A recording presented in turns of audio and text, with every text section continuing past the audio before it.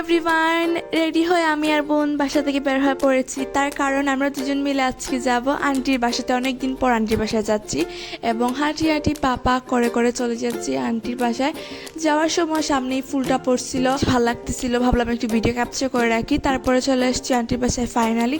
বোন জানেন কি করছে, যাওয়ার পর ওর নাকি আম দেখছে, এখন নাকি ওকে আম ভর্তা খাইতেই হবে।